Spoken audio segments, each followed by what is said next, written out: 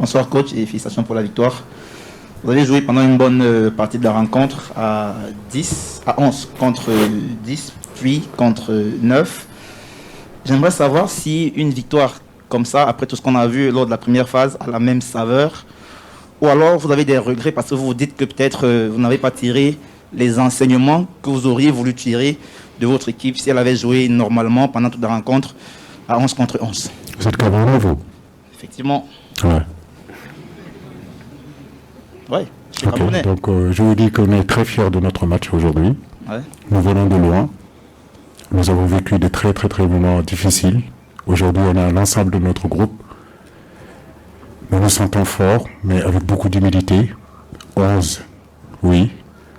On a pris le dessus dès le début de l'entame de ce match-là. À 10, bien sûr que l'adversaire va reculer. Elle était déjà à 11.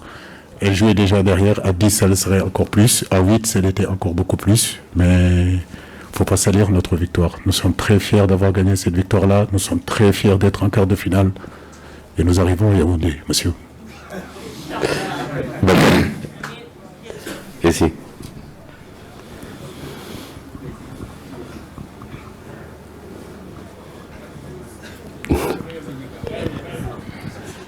Merci beaucoup. Coach, félicitations. Merci beaucoup. Bakary Cissé, Journal Record Sénégal. Coach, nous avons vu effectivement que le jeu de votre équipe est monté crescendo avec des transitions et des sorties de balles dans le circuit.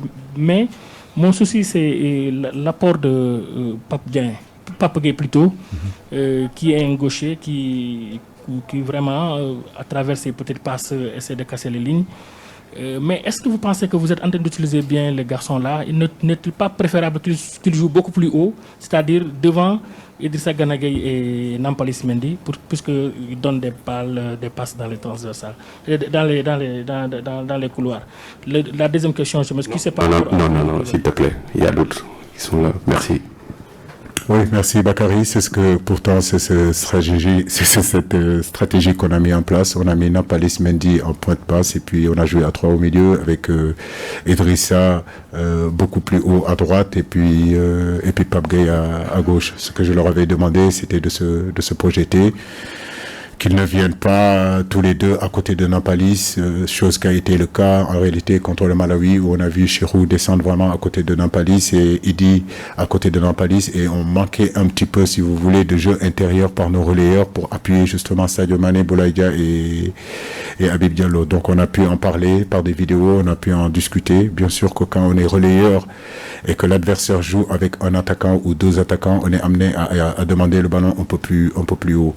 C'est son premier match, il découvre, c'est un garçon vraiment pétri de talent. Je pense qu'encore, comme je vous l'ai dit, avec Idi, ils doivent se lâcher et avoir l'intime conviction qu'ils sont capables d'apporter offensivement, pas seulement défensivement. Mais dans l'ensemble, je suis satisfait vraiment de Pape Gueye. Mon regret, c'est qu'il a une lourde frappe et il ne l'utilise pas assez, surtout face à ces blocs bas-là. Quand vous avez un garçon comme Pape Gueye qui est capable de frapper pour faire sortir cette ligne du milieu, c'est très intéressant. Et je trouve que sur le match, il ne l'a pas assez fait, d'autant plus qu'il avait en première mi-temps cette opportunité-là. Il a voulu vraiment faire la passe. Oui, Thierno, Dramé. Alors, coach, merci, félicitations. Merci. Alors, la qualification encore est acquise, mais le travail continue. Alors, ce qui, peut-être, là où vous allez peut-être mettre le doigt, c'est les attaques. Il y a eu énormément d'occasions gâchées, des mauvais choix quand on doit faire un centre en retrait.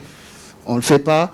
Est-ce que c'est justement là où il va falloir insister pour la suite de la compétition, pour être plus tueur et régler les matchs peut-être beaucoup plus tôt? Oui, Thierno, tu as tout à fait raison. Je pense que par rapport au ratio d'occasions qu'on se crée, mais ça date pas d'aujourd'hui. Hein. C'est que on se crée des occasions, on se crée beaucoup d'occasions et on marque pas assez de buts. Aujourd'hui, je suis satisfait. Pourquoi je suis satisfait? Parce que on n'a pas pris de but déjà. Si on n'a pas pris de but, ça veut dire que les défenseurs font leur travail correctement, les milieux de terrain font leur travail aussi correctement. Mais Ngatchegalama aussi à nos attaquants qui défendent vraiment beaucoup, qui aident les milieux, qui aident les défenseurs à rester, en fait, à garder notre but inviolé. Maintenant, c'est l'effet inverse qui doit se passer. Il faut aussi que nos défenseurs sortent les ballons beaucoup plus vite pour essayer de mettre dans de meilleures conditions nos attaquants. Il faut que nos milieux de terrain, comme vous le disiez tout à l'heure avec Papa Gueye, avec Idrissa Gana Gueye, osent plus ces passes pour éliminer des lignes, pour retrouver encore plus nos attaquants.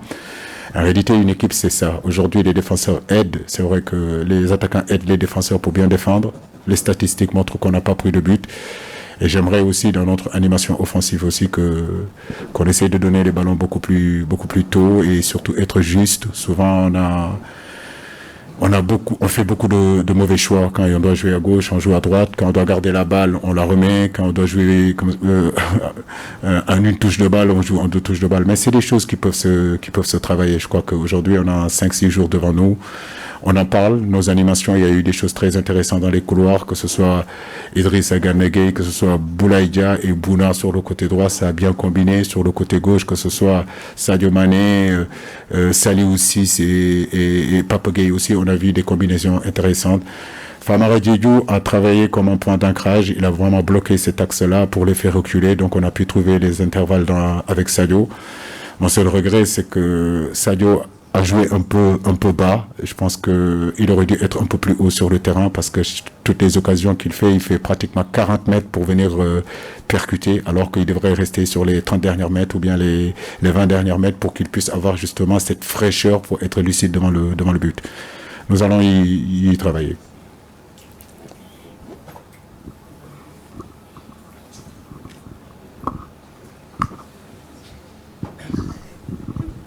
Bonsoir coach, c'est Cheikh Diop de E-Media. En fait, ma préoccupation c'est les coups de pied arrêtés. On a vu que le Sénégal a énormément de corners et de coups francs, mais on a l'impression que c'est pas travaillé, c'est des opportunités de but, mais à chaque fois, le Sénégal bute sur des combinaisons des fois aléatoires qui ne donnent rien. Et c'est travail à l'entraînement.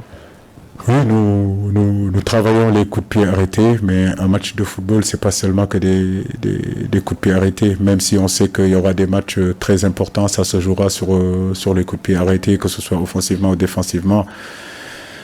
Après, les coups de pied arrêtés, les corners, c'est avoir ce timing-là en réalité entre le frappeur et le receveur. Ce n'est pas évident qu'en face, vous avez aussi de très bons joueurs de tête qui défendent bien. Mais oui, je pense qu'on peut avoir beaucoup plus d'occasions, beaucoup plus d'opportunités sur ces phases arrêtées-là. Donc on doit y travailler parce que j'ai de très bons joueurs de tête et ça peut être aussi une arme pour nous. Mais si vous regardez le match contre le Zimbabwe, on en a eu par Abou Cissé, on a eu aussi contre le Malawi, on en a eu contre la Guinée avec Abdou Diallo. Ça passait de peu. Si on avait marqué sur coup de pied arrêté dans ces matchs-là, personne n'aurait rien à dire. Mais marquer des buts sur coup de pied arrêté, c'est pas évident. Marquer des buts tout court dans cette canne-là, c'est pas évident du tout. Eric.